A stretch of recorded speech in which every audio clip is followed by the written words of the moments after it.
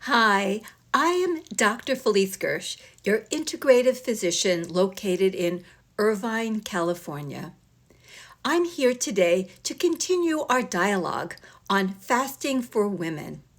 But first, for those of you who have not yet met me, I'd like to just tell you a bit about myself. I am Dr. Felice Gersh. I'm an integrative physician, board certified in OBGYN and in the new field of integrative medicine. What that means is that I utilize all evidence-based therapeutic tools, trying to use the most efficacious and safest. So I use a greatly expanded toolbox compared to the average conventional doctor. I utilize all the lifestyle methods. I also use herbals appropriately, nutritional supplements, mind-body medicine, massage and bodywork medicine, acupuncture, essential oils, and the like.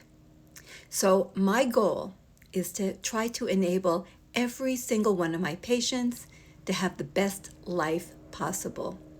So that brings us to why I'm here today to speak with you, because we have a society that is really unaware of how important it is to sometimes take a pause and stop eating. Yes, eating is certainly essential for life, but it turns out to optimally function, you actually need to sometimes stop eating. And there are a variety of modalities to incorporate when it comes to fasting. So in previous shows, I gave you a little introduction, an overview of fasting. Last time, I talked about time-restricted eating. Today, I'm going to talk in more depth about alternate day fasting. Now, alternate day fasting includes a number of different types of fasting.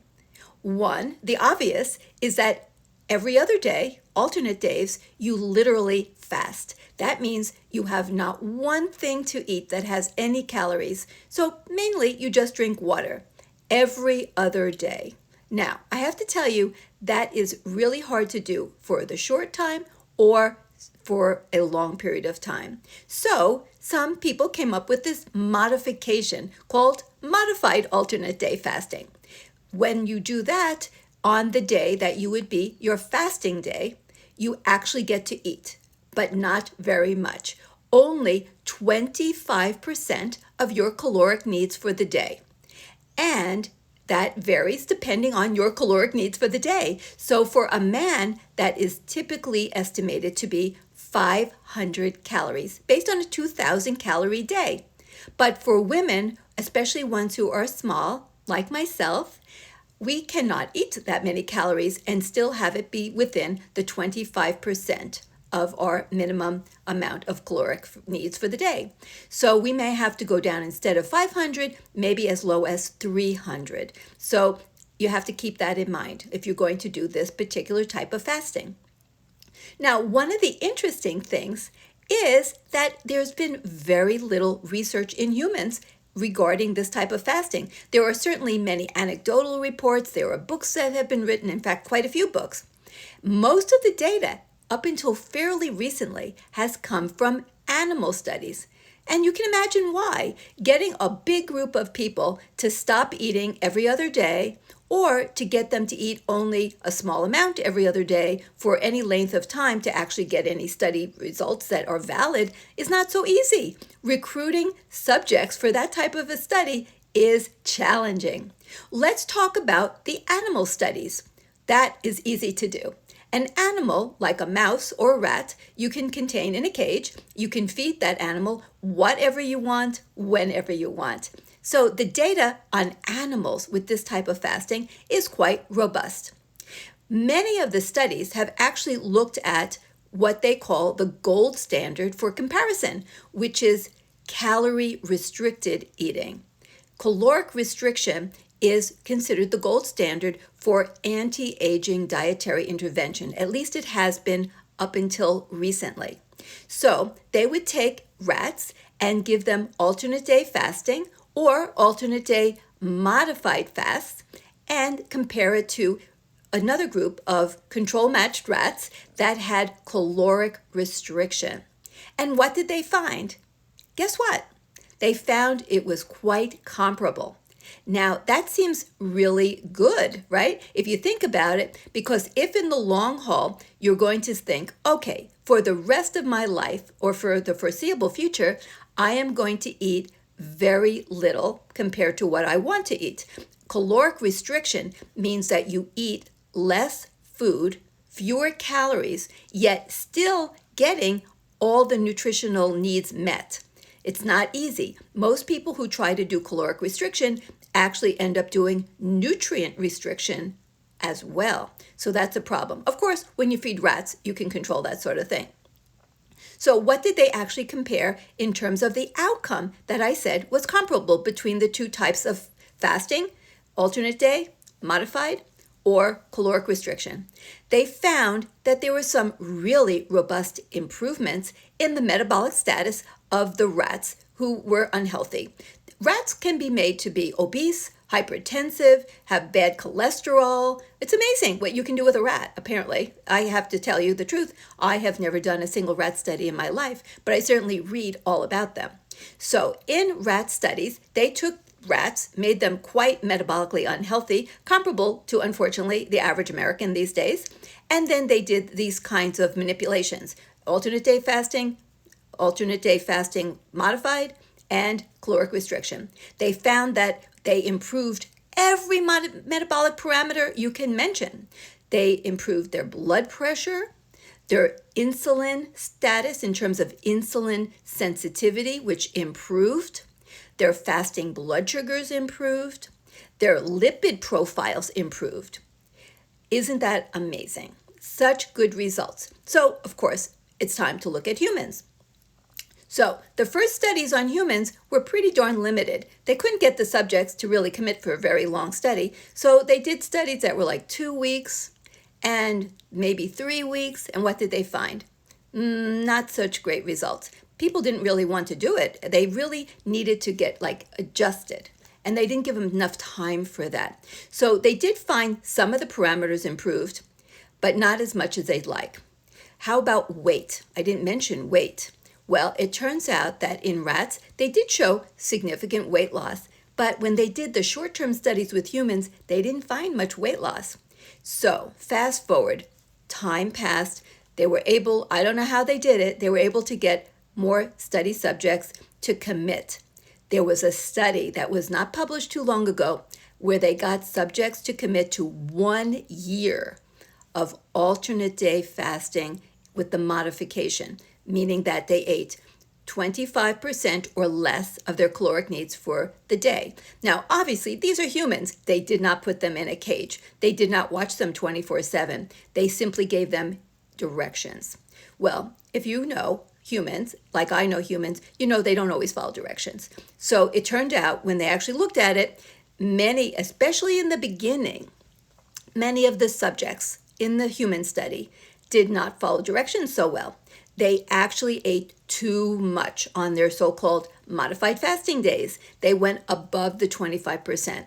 So the results were less than stellar. But as they got into it and more time passed, good news. They adjusted. Their bodies adjusted. It takes time. This is something that's really one of the most important take-home messages.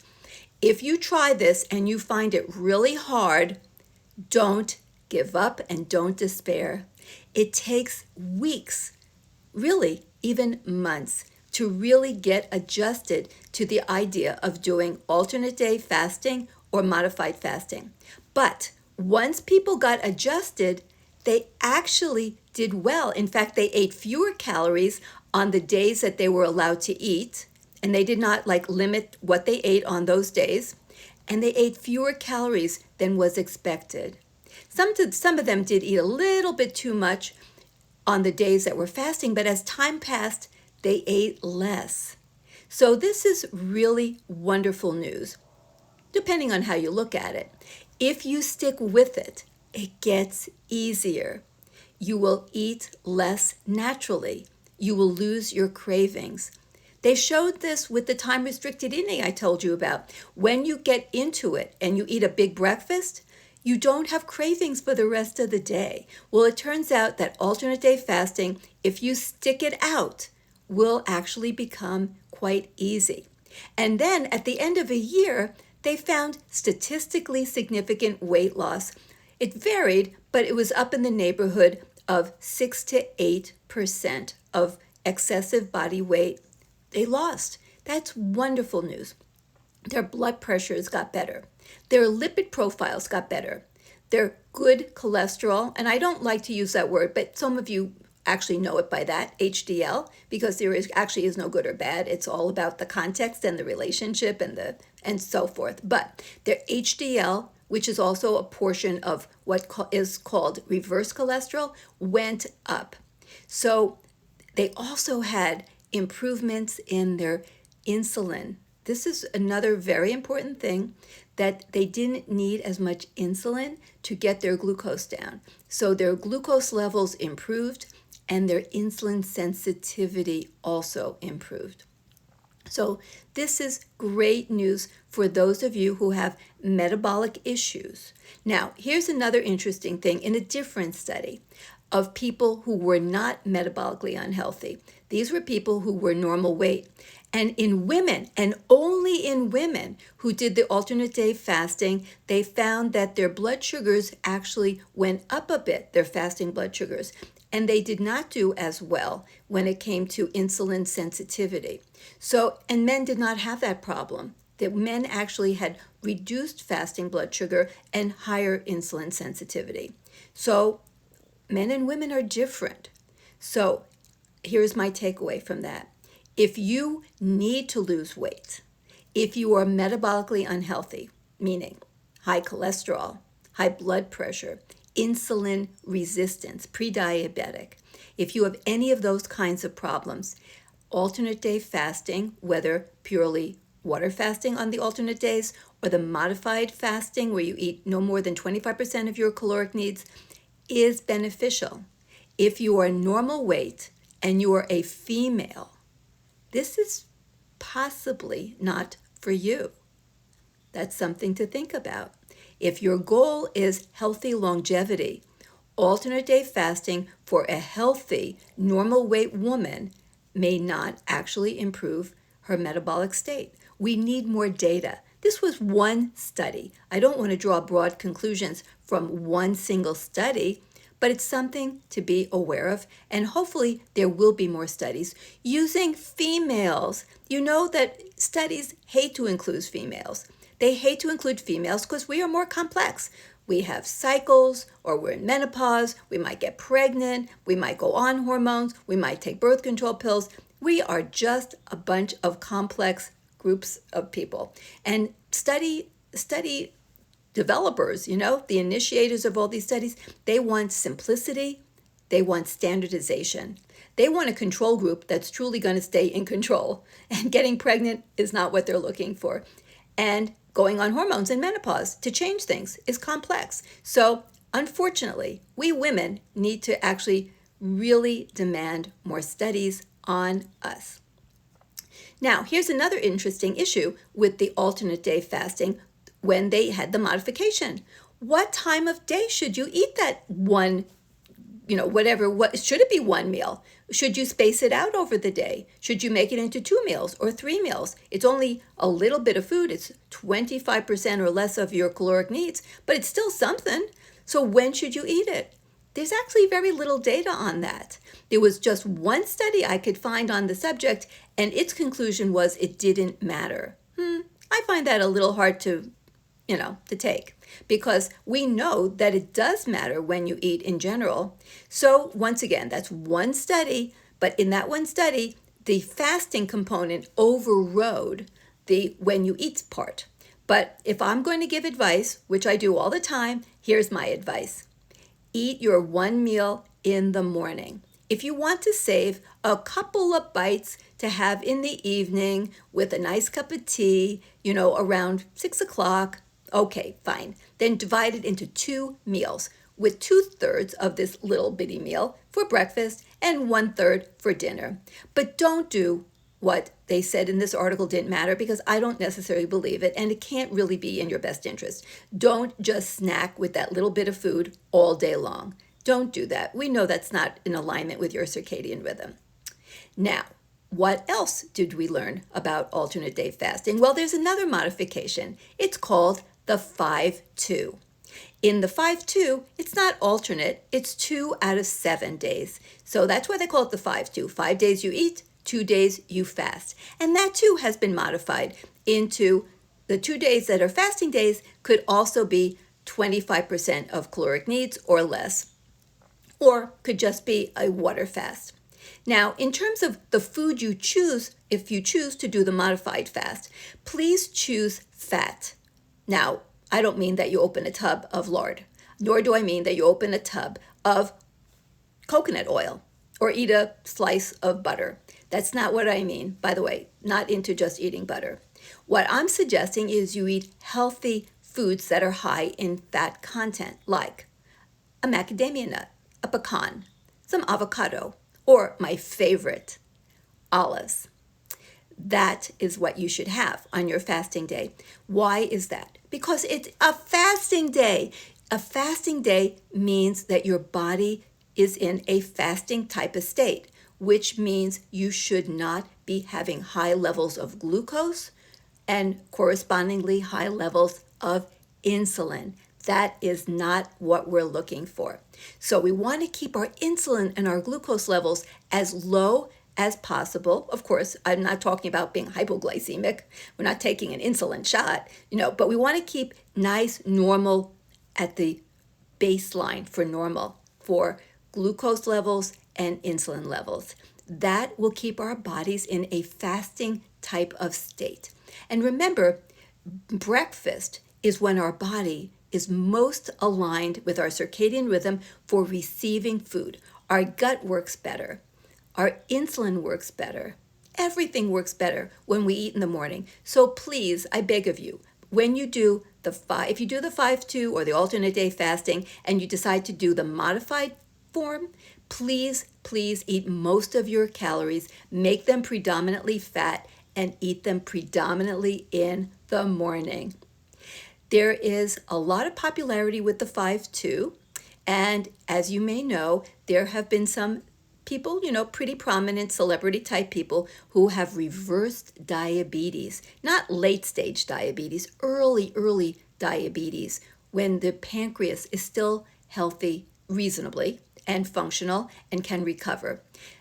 With 5-2, with alternate day fasting, if you have insulin resistance, there is a high likelihood that you can reverse it and get back to a normal state of insulin sensitivity. You can lose weight. You can achieve many improved metabolic parameters. I am totally in favor of it. But here's a caveat. You actually have to do it and you have to stay with it. If you only do it for a brief period of time, you're not going to be so successful. You have to really do it for quite some time, depending on what you're doing it for and your medical state. You really may need to do this for life because you really might revert. We don't want you to regain weight. There is some good news. Talk about weight regain. In the study that went for a year, they looked at, after they stopped doing it at the end of a year, they looked at weight, and much of the weight stayed off for a few months thereafter. A lot of times, good healthy habits are continued. That's the wonderful thing about developing a healthy habit. After a while, it just seems like the right thing and the most comfortable thing to do. So when you eat less, but you still get all your nutrients, when you eat a lot of your food in the morning and you stop snacking, and maybe some days you don't eat at all, or you eat just a little bit of fatty, healthy foods, you can continue that, maybe for life, or you can go back to it if you need to. So alternate day fasting, the traditional, the modified, and the 5-2 are all ways for you to improve your health and get the life you deserve. In our next show, we're going to talk more about other forms of fasting. So be sure to join me. I look forward to seeing you then. Stay well, stay safe, and have a great day.